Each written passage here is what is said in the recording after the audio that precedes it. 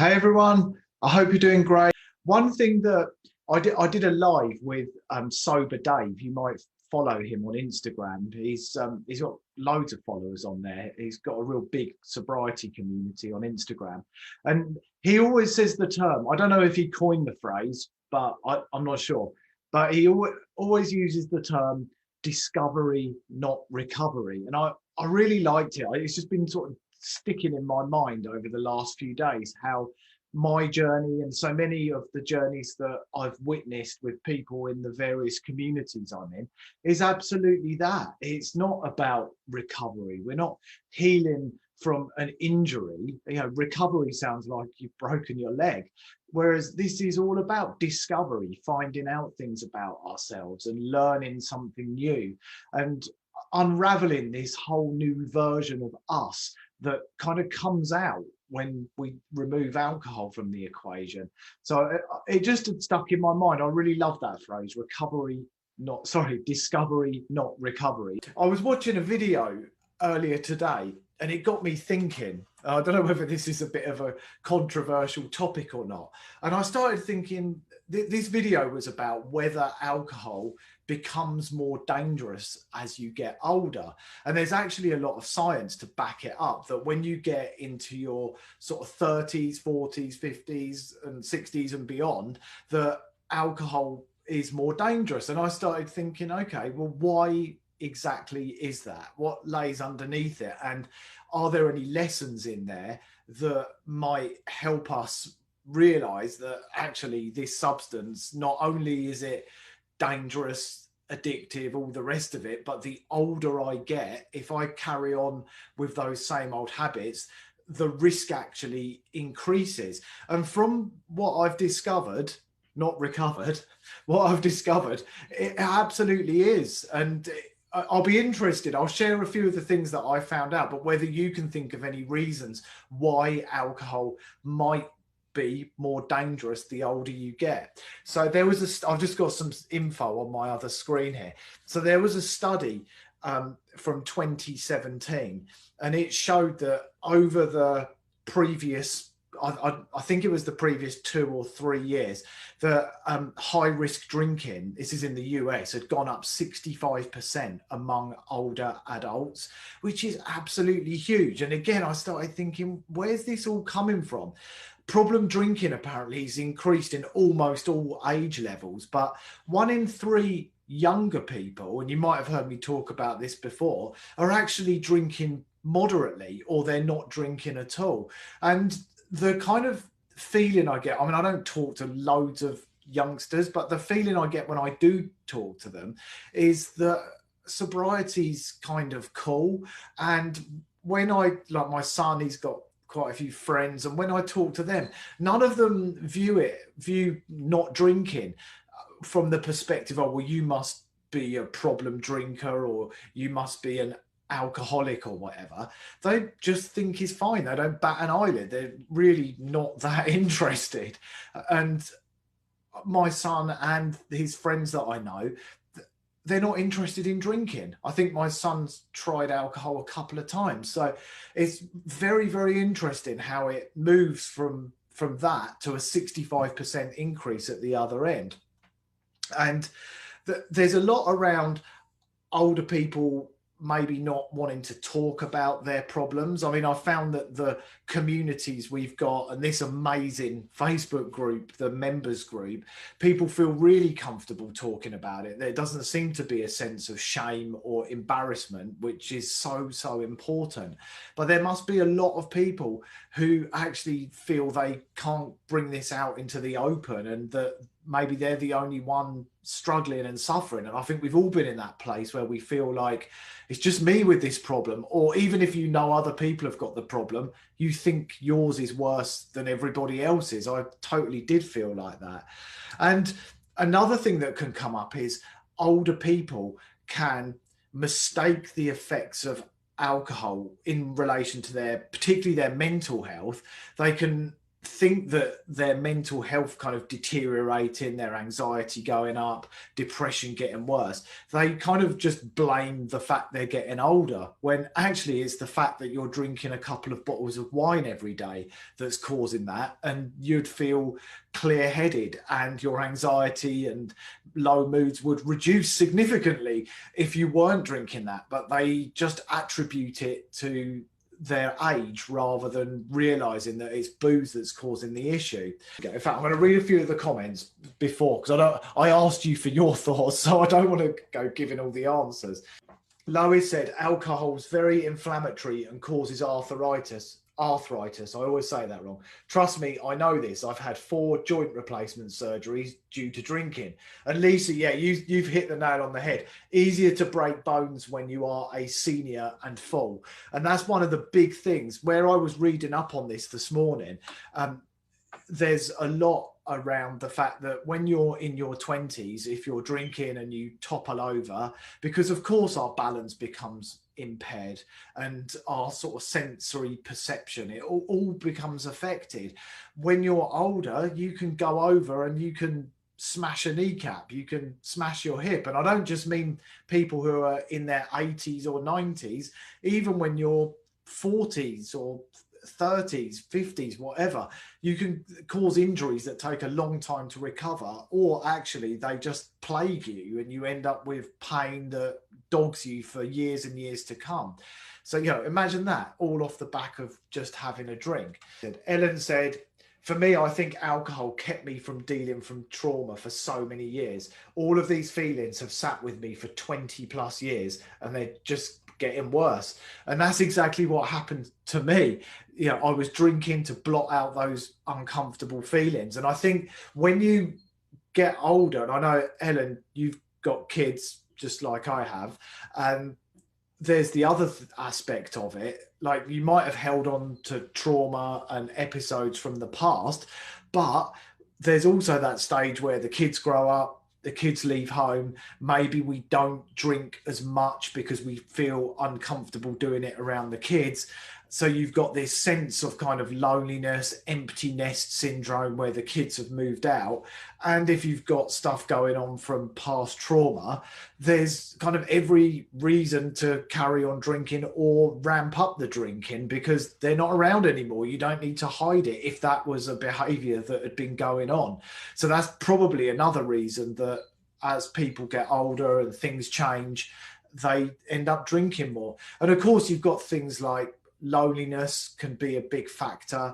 And I think getting into that day-to-day routine and not talking to anyone about it, that can be especially dangerous as well. Jane said, I blamed menopause for my poor sleep and sweats when I stopped drinking. But when I stopped drinking, they stopped.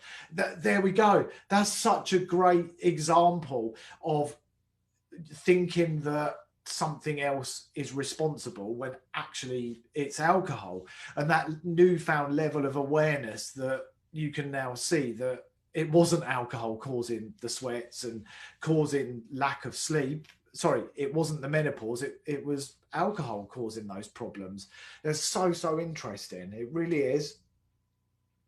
And Angela said, my menopausal hot flushes disappear when I'm not drinking. So maybe, I don't know, but maybe alcohol is kind of interfering with what's going on there. And, when you look at what it does to the body internally and externally, it absolutely wouldn't surprise me. I think there's another thing as well, and I'd be interested to know how you feel about this, because I absolutely felt this way. Like a friend of mine, he died from liver disease. I've mentioned it before a couple of years ago. And he was a very secretive drinker. I didn't think he was drinking that much. He'd go to the pub at lunchtime for a beer or two. And I know he'd go to the pub in the evening, but I didn't think he was drinking huge amounts. But it crept up on him, and sadly, he passed away. 2 fairly young kids. He had a really good job. He was a partner at a law firm. And it just sort of seemed to happen out of the blue. But I always, when I was drinking, had this absolute firm but false belief that it could never happen to me. So those things always happen to somebody else. And of course, you have these moments where you see people hit rock bottom and they can give you a wake-up call. And I guess to a degree, we've all had our own versions of rock bottom. We haven't all ended up in jail, hospital, and thankfully none of us have ended up dead. But I always carried that sort of thought of it could never happen to me. And I think I did that to justify carrying on drinking. And I would always compare my drinking to everybody else. I would load conversations with questions to try and work out whether someone else's drinking was worse than mine. And even if it wasn't, I would somehow try and justify it to myself that I'm not that bad. Everyone else is the same as me. And of course, we use something called confirmation bias, which you might have heard about before, to kind of avoid the things we don't want to hear and digest the information that we do want to hear. But I think sometimes we can take that to a whole new level where we literally seek it out. We go out looking for it. And I would do that the whole time. I would go, and if I was out drinking with other people, I'd observe how much they were drinking until, of course, I was completely drunk, and then I wouldn't. But I would ask them how often they how often they drank, what they drank, how much they got through, all the rest of it, because I wanted to kind of make myself feel okay. When I heard that someone else drank a couple of bottles of wine a night, put my mind at ease. Well, they're all right, they're fit, they've just run a marathon, it's fine. And that was another reason that I did long distance running and went to the gym regularly, because I kind of thought it offset what the damage the alcohol was doing. But it's just a complete fantasy. The fact is, it's a poisonous substance that I was pouring into my body on a daily basis.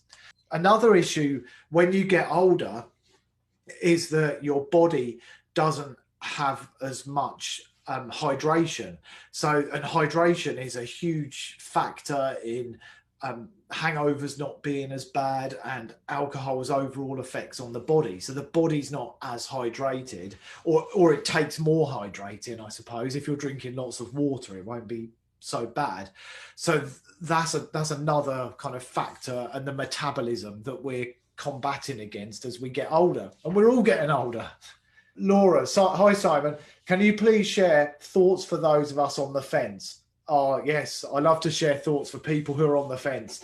Those of us who dabble yet resist quitting, whose whys for drinking seem strong still and are of a divided mind about quitting, yet still here wondering. Oh, absolutely. I mean, and also, Laura, it's great that you're able to verbalize that and share it and actually get it out there. The fact that you recognize you feel like that says that you've got a level of self-awareness, which tells me you've probably already grown somewhat on this journey, that you're noticing exactly how you feel and you're paying attention to it, which you only get those sort of gifts when you start moving into sobriety. So I'd be interested to know, when you were drinking, were you that self-aware? Or I know you said you kind of still are, but perhaps when you were drinking and you didn't have the internal conflict going on of, I want to stop, I want to carry on, were you that self-aware, or is that something you've developed as you've been exploring this? So the biggest reason you need to quit will be internal conflict. And I know I touched on this in the workshop, but to me, it's a no-brainer. The fact that you're living with this pain in your head, where your conscious mind is saying that you need to stop drinking, you're damaging your health. And I'm sure you understand all the dangers of alcohol and what it can do to your mind, your body, the people around you. I'm sure you know all that already. You don't need me to tell you, but I will if you want. But you've got your conscious mind that believes that. And then you've got your subconscious mind that is telling you to stick to what you do. And just what I said is using confirmation bias to make you believe that your drinking is okay. Imagine it like two political parties. You've got one who firmly believes stop drinking, and the other party firmly believes carry on drinking. And you've got the two of them arguing in your head. It is so painful. And then think about what became before that internal conflict started, because something starts it. There's always a trigger. And maybe you read something or overheard a conversation, or somebody made a comment about your drinking. There's always something that plants the seed and sparks the internal conflict. As soon as that happens, you move out of the phase of ignorant bliss. And I spent 15, 20 years in a phase of ignorant bliss where I was happily drinking myself to death, but I wasn't worrying about it. And this is the crucial thing. This is why I feel it's a no-brainer, because there's only one way to stop that pain in your head, that internal conflict, and that is to end the two parties fighting with each other. And the only way to do that is to get them to agree. You're never ever going to get your conscious mind to agree that drinking is a good idea. You'll probably think that you can get it to agree that moderate drinking is a good idea, but then generally that will start to creep up again and you end up back where you were. But it can be a bit of a learning curve with that. Most people tend to try it and then they end up realizing that that's not going to work. The conflict is still going and roaring in your mind. So the way to get harmony is by soaking your subconscious mind with all the information you can about living an alcohol-free life, all of the benefits, what are the best ways to quit, connecting in the community, reevaluating your beliefs and looking at whether they're completely true or not. And the more information you pour onto that subconscious, the more it comes around to the same way of thinking. And then the two parties come together and harmony exists. And then you can just move through it and feel like you've not used too much willpower, and it kind of feels easier. And I would suspect from just, I mean, you've only written a couple of sentences, but from what I've read, that's why you keep coming back, because you've got that internal conflict. One minute you're the blue party, the next minute you're the red party, and you just flip from one to the other. If you've read my new book, there's a big piece about it in there, but I talk about it in the context of military dictators. I call it the drunken dictator.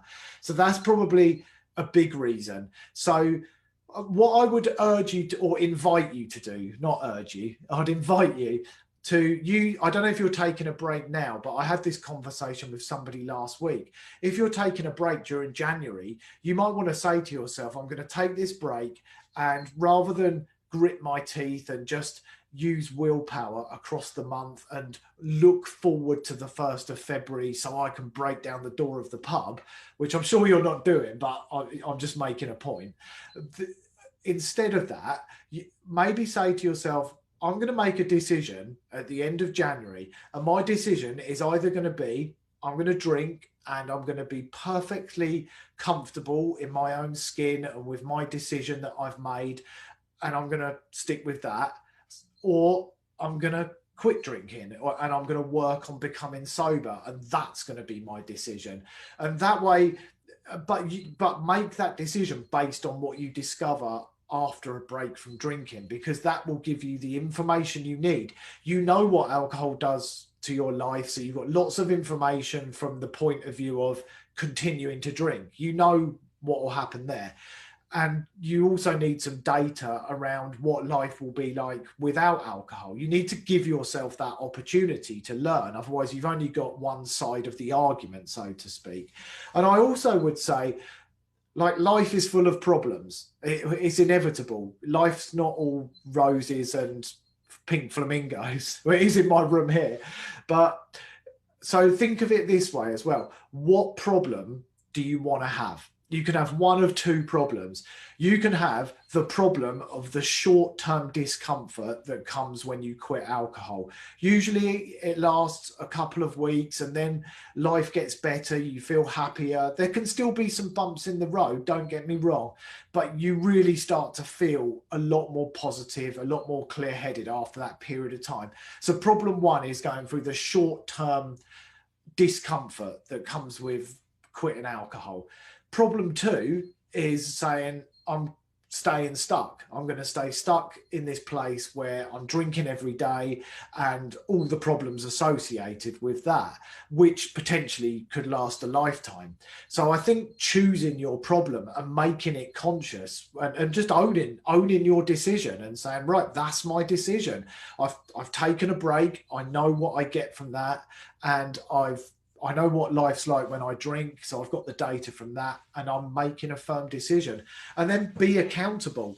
Reach out in the community here and actually share, what you've learned, and make a commitment to yourself.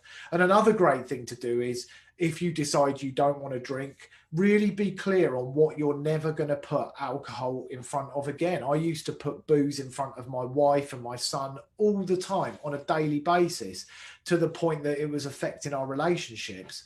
And I made a commitment that I would never do that again. And that meant never drinking again. But I made that commitment knowing that I absolutely meant it. It still took me about 30 attempts at day one to get there, but I kept working on it, and I kept learning, and I kept doing all I could to end that internal conflict. So Sue said, being a ripe 65-year-old, what's a ripe 65-year-old? Is there an unripe one? Being a ripe 65-year-old, almost all of our friends drink more than they used to. Very few don't drink by choice. Most hammer it down. These are educated people who know better. It goes to show you it doesn't matter what your background is. Alcohol is a non-discriminatory drug. Yeah, absolutely. And I think there's a lot around that with regards to kids leaving home, maybe a better kind of standard of living, the fact that perhaps people don't see, and boredom, loneliness, that kind of thing. Maybe there's also something in the fact that as people get older, like my mum's in her 70s, she goes to Pilates, she goes to yoga, and she's fit as a fiddle. She really is. So people aren't, on the whole, people aren't as frail as maybe they were 20 or 30 years ago when they get into their 70s and 80s. You see lots of really active 70 and 80-year-olds. So they probably don't stop to take a look at their drinking. They think it's okay to still drink a bottle of wine every night, or whatever it might be. Jane said, alcohol was also very dangerous for me as I attended lots of music festivals and found it increasingly hard to queue for the loo. Oh God, music festivals and going to the toilet. I need to do a YouTube video about that. My God, I remember there's a festival near me called the Reading Festival. And I remember, I saw the Foo Fighters, who are a band there. I've seen them a couple of times there. So they're a band I like. You probably know they're a band. They're a band I like. And we got right to the front, and I'd bought 2 pints of beer, and I always used to have another one between my teeth so I didn't have to go to the bar. And then just before they came on stage, there we go. I need to go to the toilet. It's all passing through. What can you do? And the first gig I went to, not drinking, was just so amazing, not needing to go to the toilet every 5 minutes. And what I love now, one thing is noticing the price of alcohol at those sort of events. Obviously, I haven't been to one for a while, and I don't really pay huge attention to it. But when I do, and you see the bar and you see like £8 for a pint of beer, I laugh out loud, and it just like £8 for a pint of beer at the O2 Arena in London, and people pay that. I would have paid it. What are we even thinking? I'm surprised there's not a mortgage advisor sat next to the bar so that you could buy 4 pints and get a loan for it. Sam said, Simon, I need a wee more often now. I've stopped drinking as I'm appropriately hydrated. That is definitely one downside not of sobriety, but that kind of self-awareness and kind of healthy living, is if you're drinking 2 litres of water every day, you definitely need to go to the bathroom more often. Angela said, I saw Coldplay and the Red Hot Chili Peppers at the V Festival years ago. At least I think I did. I can't remember a thing about it. Yeah, I've got a lot of blurry memories like that too. Kate said, I went to my first non-alcoholic gig just before lockdown, and I loved it. I was there to watch and enjoy the band 100%. Although, Kate, you missed off the crucial thing, what band it was. But that, yeah, it's amazing. And you can remember the set, like the set list almost, and all these things that before just would have been a blur. I truly believe that with drinking, when we're doing it regularly, when we're doing it heavily, we are just repeating the same pattern, the same process in different locations. So whether I was sitting on my sofa drinking 3 bottles of wine, or couch if you're in the US, or whether I was at a Foo Fighters gig or a Mumford and Sons gig or a whatever, you know, wherever, I was just doing the same thing. I was just drinking. I was ending up being stupid, being rude, becoming obnoxious, not remembering anything, being sick, etc., etc. It was the same thing, different location, different background. That's all it was. I couldn't remember any of it. It was the same thing with a different background.